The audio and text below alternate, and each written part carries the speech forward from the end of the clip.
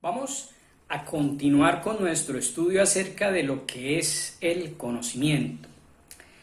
En primer lugar, recordarán que dijimos que el conocimiento evidentemente existe. Es absurdo negarlo. Cuando alguien pretende negar el conocimiento, le pedimos argumentos, nos da argumentos y entonces ahí ya se está contradiciendo, porque cada uno de esos argumentos que nos da, pues es un modo de conocimiento. Dijimos también en el video anterior que el conocimiento, aparte de existir, pues es un tipo de actividad, es algo que los seres humanos hacemos, como correr, escribir, comer o cualquiera de las tantas actividades que podemos realizar. El conocimiento es una de esas actividades y decíamos que es más específicamente una actividad inmanente. Decíamos que hay actividades transitivas y actividades inmanentes y explicábamos que la diferencia entre unas y otras es que las actividades llamadas transitivas fluyen de la gente hacia una materia externa y producen un efecto externo, como construir una casa, por ejemplo. Y por otro lado, las actividades que llamamos inmanentes son aquellas donde la acción del agente se desarrolla toda entera dentro del agente mismo. Por tanto, la acción y el fruto o el resultado de esa acción quedan inmanentes, es decir, permanecen dentro del agente mismo. Pues bien, ahora para avanzar un poco más en la comprensión de lo que es el conocimiento, nos queremos preguntar en este video qué ocurre en esa actividad que llamamos conocimiento. ¿Qué es lo que ocurre? Porque en toda actividad algo ocurre, algo pasa. Por ejemplo, si hablamos de correr, ¿qué ocurre en la actividad de correr? Pues que a una cierta velocidad un cuerpo se desplaza de un punto A un punto B. Eso es lo que ocurre. En la actividad de escribir, ¿qué es lo que ocurre? Pues ocurre que plasmamos nuestras ideas en un papel. Y en la actividad de comer, ¿qué ocurre? Pues ocurre que ingerimos alimentos para nutrirnos, para recuperar nuestras fuerzas, para fortalecer nuestro organismo y continuar con nuestras vidas. Entonces, en cada actividad que realizamos algo ocurre. La pregunta es, ¿qué ocurre? ¿Qué es lo que ocurre en esa actividad que llamamos conocimiento? En esa actividad que llamamos conocimiento, lo que ocurre es un tener, una posesión. La actividad que llamamos conocimiento es una actividad posesiva, es decir, es una actividad donde poseemos, donde logramos tener algo, aprender algo. Un texto de Santo Tomás puede resultarnos bastante útil para comprender esto. El texto está tomado de la primera parte de la Suma Teológica, la cuestión 14, el artículo primero, y dice más o menos lo siguiente: la diferencia entre los seres cognoscitivos y los que no son cognoscitivos está en que los seres que no conocen, que no tienen conocimiento, están como limitados o constreñidos a la posesión de solamente su forma, su propia forma, mientras que los seres que sí conocen, que son cognoscitivos, que tienen conocimiento, pueden poseer, además de su forma, la forma de otras cosas. Fin de la cita. Es un fragmento muy famoso, muy conocido de Santo Tomás. Prácticamente todos los textos que explican las ideas de Santo Tomás acerca del conocimiento las citan necesariamente porque es una cita verdaderamente clave. Pero, ¿qué es lo que dice Santo Tomás en esa cita? Vamos a tratar de explicarlo. En primer lugar, lo que dice Santo Tomás es que hay seres que conocen y seres que no. Es decir, seres que pueden conocer y seres que no. Seres que son cognoscitivos y seres que son no cognoscitivos. Eso como primera medida.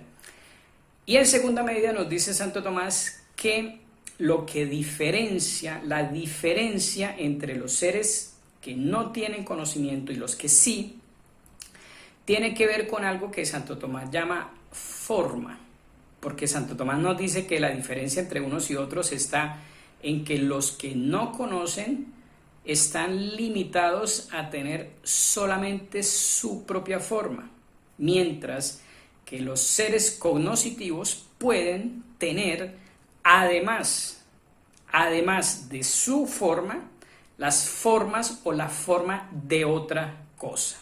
Vamos a explicar esto porque tiene su importancia. Ante todo, ¿qué significa la palabra forma?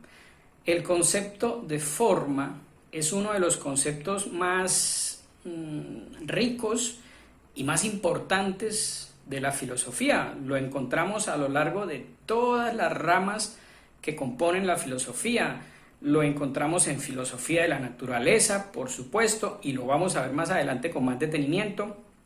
Lo encontramos en la lógica, lo encontramos en la antropología, lo encontramos en la ética, en la metafísica. En todas partes, todas las partes de la filosofía nos encontramos con el concepto de forma. Y como más adelante nos vamos a tener que detener más en detalle en ese concepto, pues aquí vamos a dar una explicación un poco más sencilla para entender lo que estamos hablando acerca del conocimiento. La forma, la palabra forma, lo que primeramente significa para ti y para mí es la figura que tienen las cosas.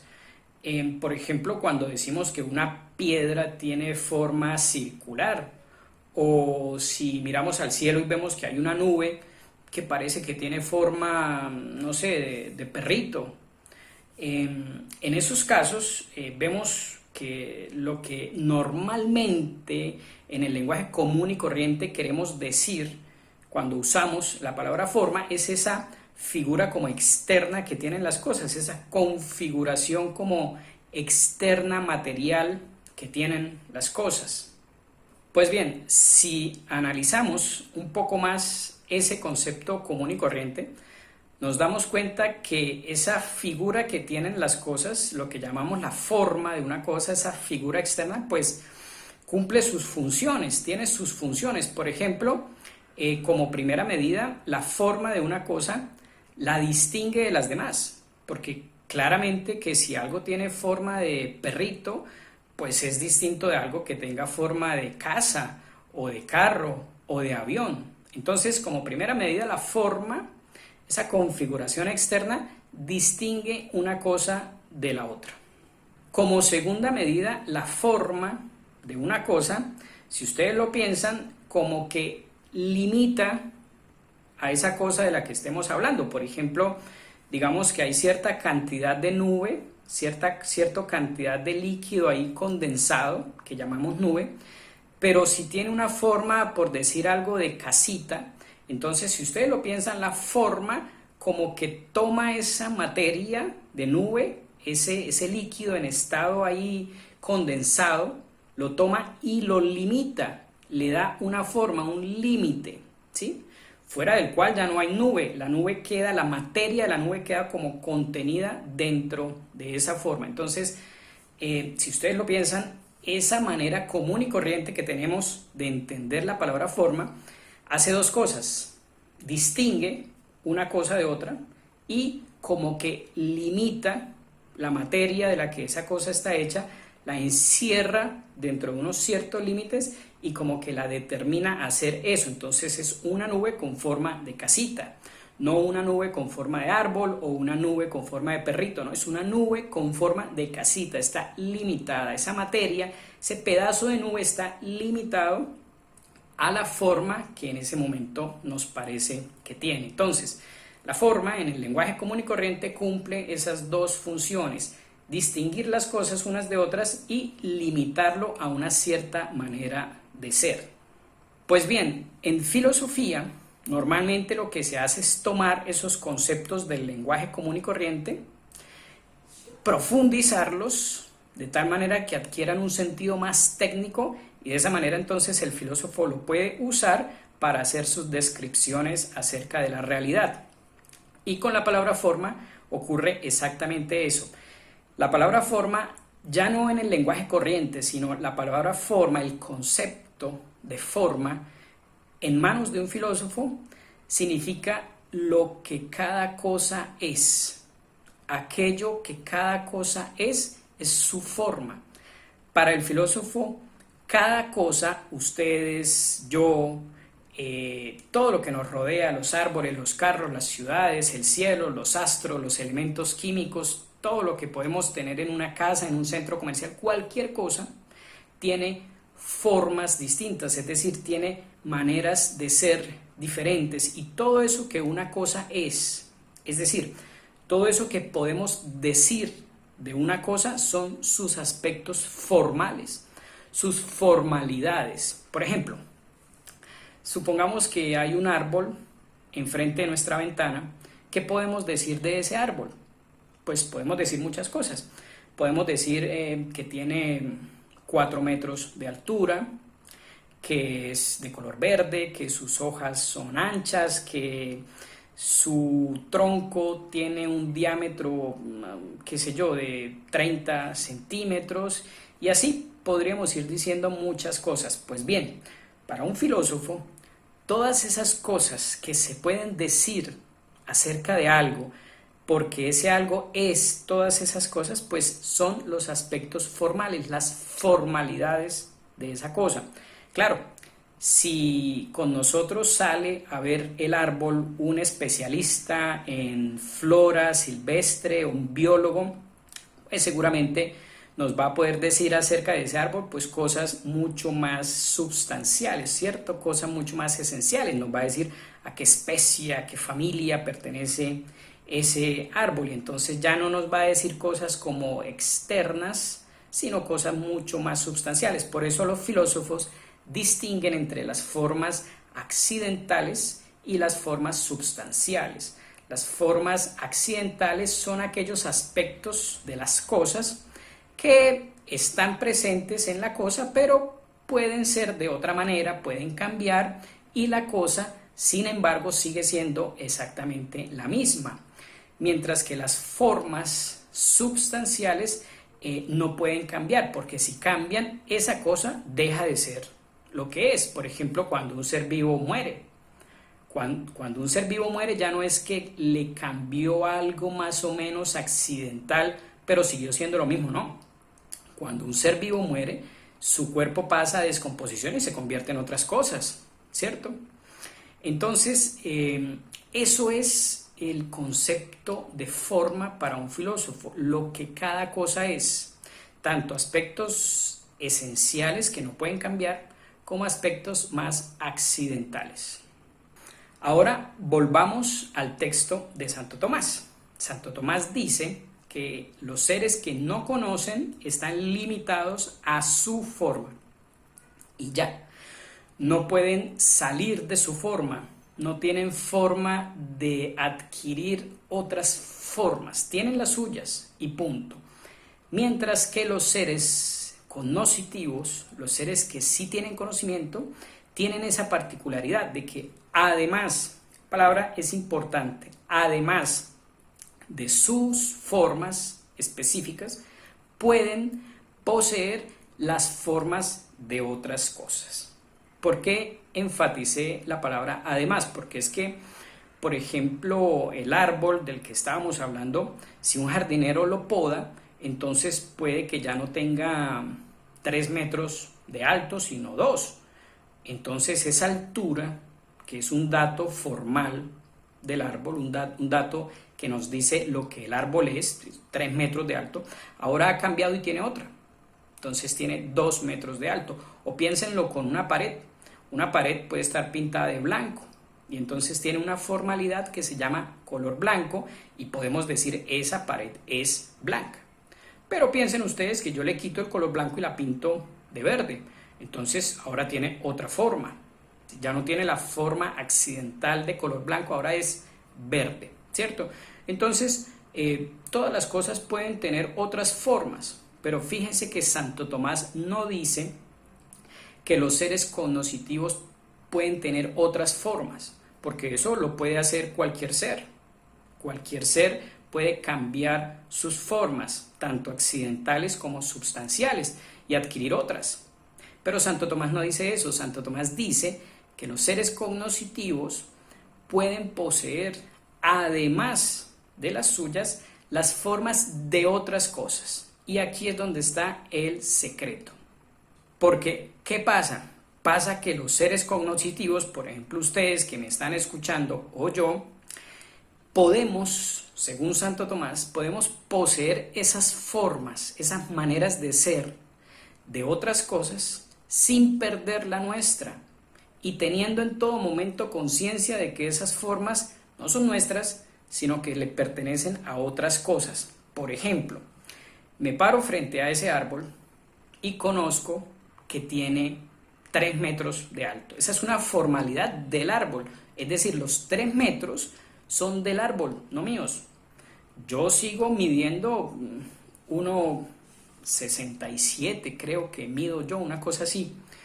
Yo sigo midiendo 1,60. Ojalá, si yo conociera que Pablito mide 1,80, entonces por el hecho de yo conocer ese 1,80, que es una formalidad, un aspecto formal de Pablito, ojalá yo empezara a medir 1,80. Pero no, esa formalidad de Pablito, a pesar de que yo la conozco, sigue siendo de Pablito. Es decir, yo tengo la mía, que es 1,67, pero además, como dice Santo Tomás, además puedo poseer la formalidad de Pablito y conocer que él mide 1,80. Los colores, igual, cuando yo conozco que una pared es de color rojo, ese rojo está en la pared. Ese rojo no pasa, como por decirlo de alguna manera, a colorearme a mí. Yo sigo teniendo mi color, ¿cierto? Ahí un poquito blanquito, más o menos. Yo sigo siendo de ese color, a pesar de que ahora conozco que esa pared tiene el color rojo, es decir, conozco una formalidad de esa pared, una manera de ser. Entonces, aquí está el gran secreto del conocimiento, según Santo Tomás. Cuando yo conozco, cuando ustedes conocen, básicamente lo que ocurre es que poseemos, aprendemos un aspecto formal que tiene algo, que tiene una cosa, una manera de ser, pero la aprendemos, la poseemos, no como incorporándola o haciéndola nuestra de tal manera que nos cambie a nosotros, nos modifique a nosotros, no, sino que en todo momento esa forma, esa formalidad que conocemos de las cosas permanece siempre con su alteridad. Es decir, sabemos y tenemos conciencia de que esa forma le pertenece a otra cosa, a la pared, al árbol, al perrito, a Pablito, de lo que sea que estemos hablando. Y he ahí entonces el secreto del conocimiento. En el conocimiento nuestra inteligencia, nuestras facultades de conocimiento, sensibles, intelectuales, reciben un enriquecimiento a través de la aprehensión de las formas que existen en el universo, que son muchas, que son datos numéricos, que son datos cualitativos, que son datos substanciales, que son datos accidentales, pueden ser datos existenciales, como cuando decimos que Dios existe, entonces conocemos eso, y todos estos conocimientos que podemos tener los poseemos, pero en su alteridad, es decir, nos permiten adquirir las formas diversas que existen en los seres del universo sin perder las nuestras propias. Nosotros seguimos teniendo el color que tenemos, las características que tenemos, seguimos siendo seres humanos. Es decir, imagínense ustedes que cuando leyéramos el Tratado de los Ángeles en la Suma Teológica de Santo Tomás, nos fuéramos convirtiendo en ángeles a medida que vamos conociendo las características de los ángeles. Pero eso no pasa. Tú te lees el tratado entero de los ángeles escrito por Santo Tomás y tú sigues siendo tan humano como cuando antes de empezar a leer. El hecho de comprender o de aprender esas formalidades de los ángeles, esas maneras de ser que tienen los ángeles, no te cambia a ti. Tú las recibes, pero tú sigues siendo tú. Solo que ahora estás enriquecido, tus facultades de conocimiento están enriquecidas con esas formalidades que has descubierto en otras cosas. Por eso dicen los especialistas en la filosofía de Santo Tomás que el conocimiento consiste en la posesión objetiva de formas, de las cosas, la posesión de las formas de las cosas sin que me cambien a mí. Yo sigo teniendo las mías, pero ahora poseo, además de las mías, las formas de otras cosas. Y he ahí la riqueza inmensa e infinita del conocimiento. Y digo infinita porque nunca terminamos de conocer y de comprender todos los aspectos de las cosas, todo lo que las cosas son. De hecho, los escolásticos decían que casi que ni de una mosca lo sabemos todo. Ahora mucho menos de realidades más complejas que una mosca.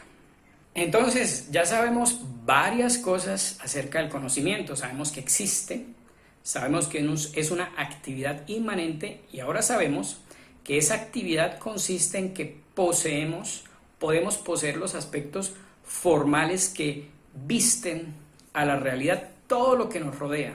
Todo lo que nos rodea está compuesto de aspectos formales. Veíamos que la forma es básicamente lo que las cosas son, aquello que las distingue de las demás y que las determina a hacer esto y no lo otro. Todo eso que una cosa es, todo eso que podemos decir acerca de las cosas porque está en las cosas, su altura, su color, su naturaleza, su sustancia, sus accidentes, etcétera, etcétera. Todo lo que podemos decir de las cosas, toda esa riqueza de esencia y de existencia que hay en las cosas, la podemos poseer por medio del conocimiento sin que eso nos afecte en nuestra naturaleza propia. En palabras de Santo Tomás, los seres cognoscitivos podemos poseer, además de las nuestras, las formas o formalidades de otras cosas.